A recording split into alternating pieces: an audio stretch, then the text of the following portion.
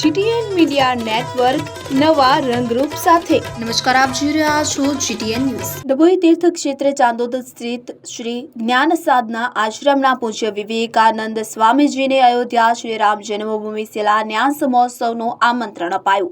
શ્રી રામ જન્મભૂમિ અયોધ્યામાં પ્રભુ શ્રી રામજીનું ભવ્ય મંદિર નિર્માણ પામ્યું છે। ભારતના યશસ્વી પ્રધાનમંત્રી શ્રી નરેન્દ્રભાઈ મોદી તેમજ દેશભરના સાધુ સંતો મહંતોની ઉપસ્થિતિમાં 22 જાન્યુઆરી સોમવારને દિવસે ભગવાન શ્રી રામ મંદિરનો પ્રાણ પ્રતિષ્ઠા મહોત્સવ થવા જઈ રહ્યો છે। ત્યારે આ શુભ પ્રસંગે દક્ષિણ પ્રયાગ તીર્થ ક્ષેત્રે ચાંદોદ સ્થિત શ્રી જ્ઞાન સાધના આશ્રમના પૂજ્ય વિવેકાનંદ સ્વામીજીને શ્રી રામ જન્મભૂમિ તીર્થ ક્ષેત્ર દ્વારા અયોધ્યા ખાતે ઉપસ્થિત રહેવા માટે નિમંત્રણ પાઠવવામાં આવ્યું હતું। તો વડોદરા જિલ્લા વિશ્વ હિન્દુ પરિષદ મંત્રી વિનોદસિંહ દરબાર, બજરંગ દળ જિલ્લા સંયોજક ચિરાગભાઈ પરમાર, વિશ્વ હિન્દુ પરિષદના ધર્માચાર્ય સંપર્ક સંયોજક સંદીપભાઈ જાની, જયેશભાઈ ભટ્ટ, સંકેતભાઈ પંડ્યા, હિરેન પટેલ તથા નગરના સંઘના સ્વયંસેવકો જ્ઞાન સાધના આશ્રમ ખાતે પહોંચ્યા હતા। સ્વામીજીને આમંત્રણ પત્રિકા પાઠવી હતી અને આ પાઠ પાવન પ્રસંગે અને ઐતિહાસિક ક્ષણના સાક્ષી બની ઉપસ્થિત રહેવાનો સોનેરી અવસર સાંપડ્યો હોય।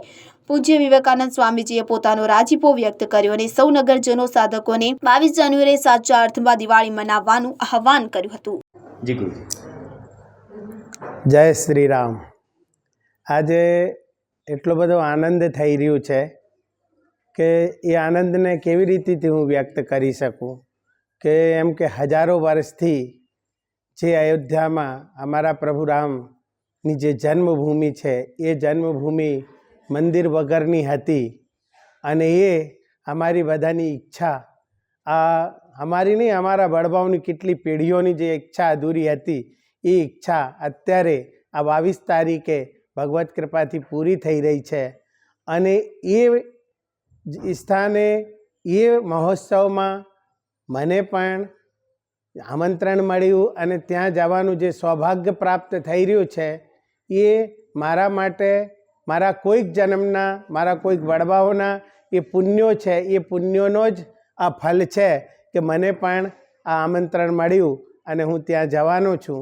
વધારે તો શું કહું, એટલો બધો હૃદય આજ આનંદિત થઈ રહ્યું છે કે આપણી બધાની જન્મ જન્માંતરની ઈચ્છા આજે પૂરી થઈ રહી છે।